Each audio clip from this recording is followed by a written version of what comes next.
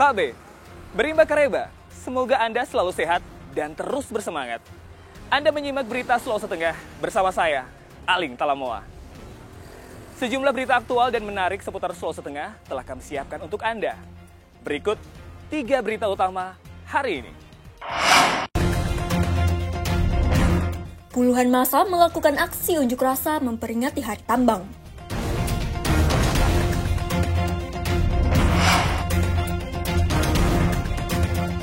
Puluhan warga binaan lapas perempuan kelas 3 Palu menjalani hipnoterapi.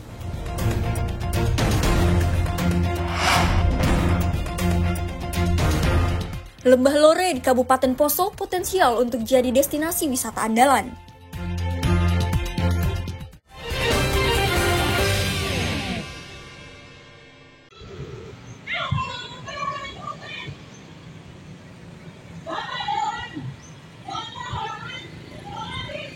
Puluhan orang gabungan dari lembaga swadaya masyarakat, warga, dan mahasiswa melakukan aksi demonstrasi di depan kantor Gubernur Sulawesi Tengah Rabu siang. Aksi demonstrasi itu untuk menuntut pemerintah Provinsi Sulawesi Tengah melakukan evaluasi segala bentuk aktivitas pertambangan yang ada di Sulawesi Tengah.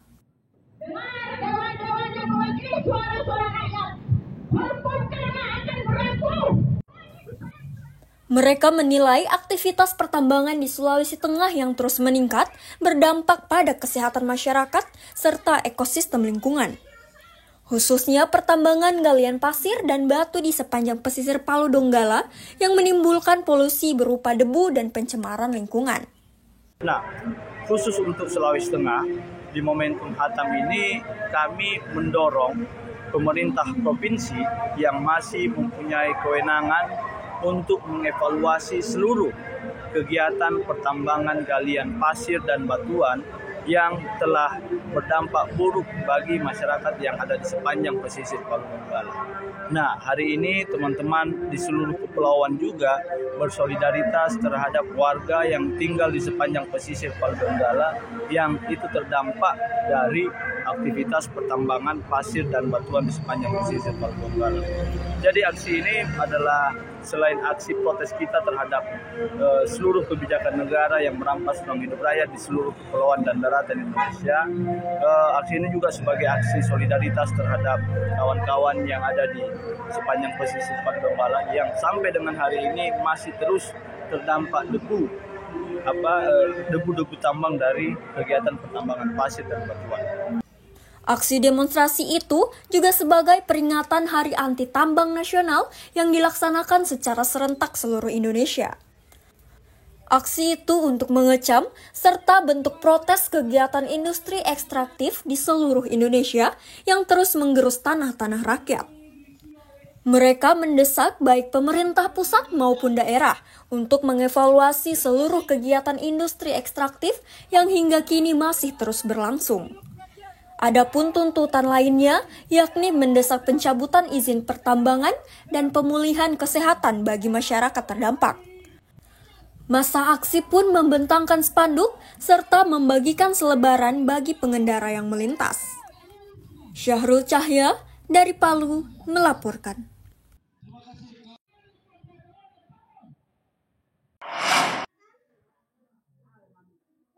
Usman Daeng Pareba, jemaah calon haji asal Toli-Toli terpaksa ditunda keberangkatannya menuju embarkasi Balikpapan pada kloter 12 pada Selasa kemarin. Ditundanya berangkat tersebut lantaran dirinya mengalami sakit saat transit di Asrama Haji Sulawesi Tengah dan akan bersiap berangkat ke Bandara Mutiara Sis Al Jufri Palu.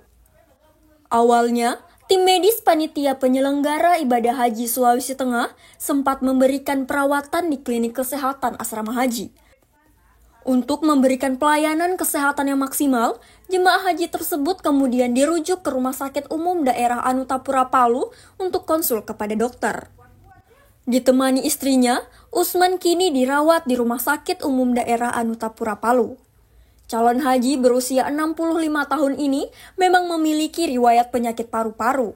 Saat ini, tim medis terus memantau secara berkala hingga dinyatakan pulih kembali. Diperkirakan perawatan selama 3 hari untuk bisa pulih. Alhamdulillah untuk hari ini setelah kami kunjungan ke sana tadi, kondisinya sudah mulai membaik. Sesaknya berkurang tapi masih tetap memakai O2 karena ada obat yang harus 3 hari yang harus diberikan oleh dokter. Jadi alhamdulillah bapaknya sekarang kondisinya sudah mulai membaik.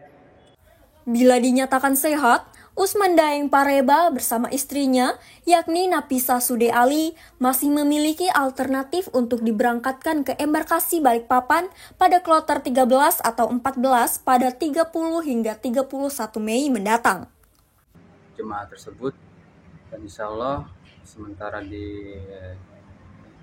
diobservasi oleh tim kesehatan, nanti kita menunggu kabar nanti mungkin di kloter 14 rencananya kalau bisa diberangkatkan, kita akan berangkatkan ke embarkasi Balikpapan. Berarti 2 orang yang ditutai? Iya, 2 orang. Satu sakit, satu istrinya menunggu. Saat ini, 5 kloter jemaah calon haji Sulawesi Tengah telah diberangkatkan. Di antaranya, kloter BPN 8 hingga kloter BPN 12. Syahrul Cahya melaporkan dari Palu.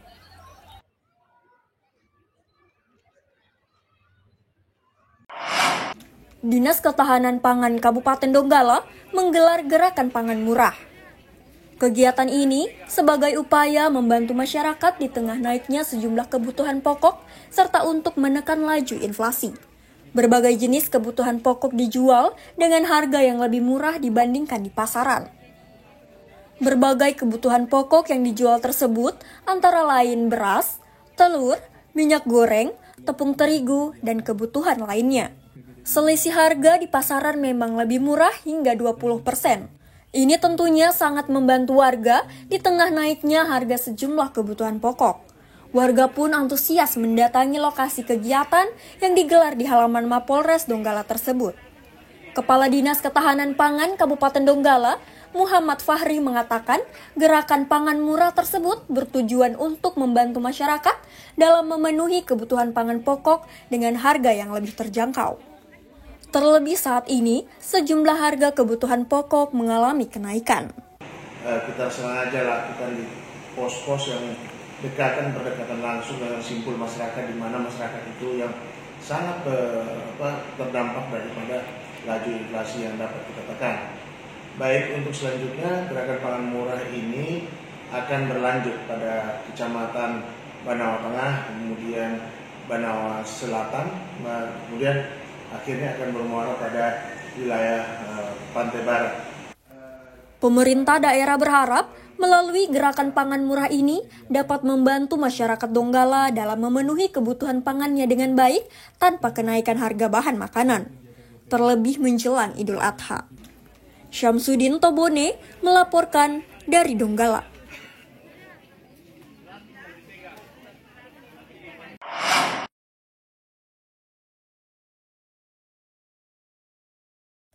Kondisi jalan di Kabupaten Sigi, Sulawesi Tengah ternyata masih banyak yang rusak. Tidak hanya di pelosok desa, jalan rusak bahkan masih ditemui di dekat pusat kota dan merupakan jalur penghubung Kabupaten Sigi dengan Kota Palu.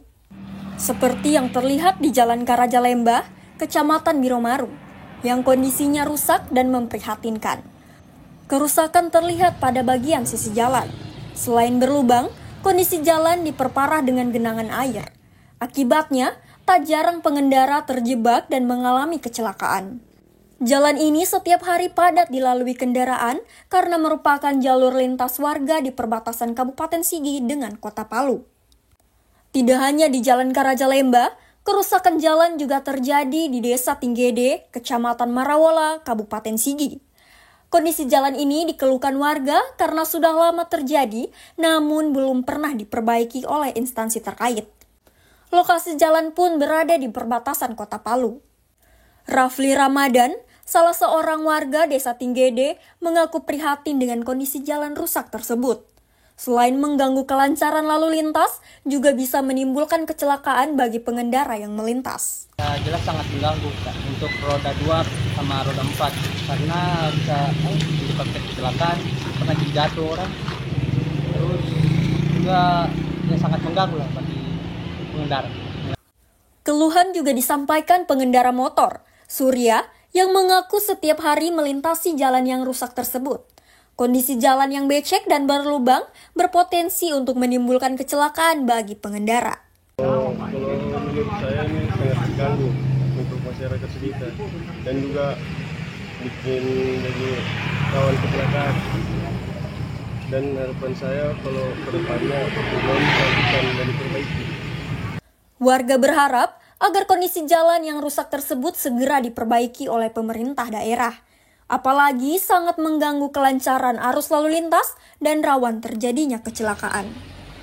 Julianus K. melaporkan dari Kabupaten Sigi.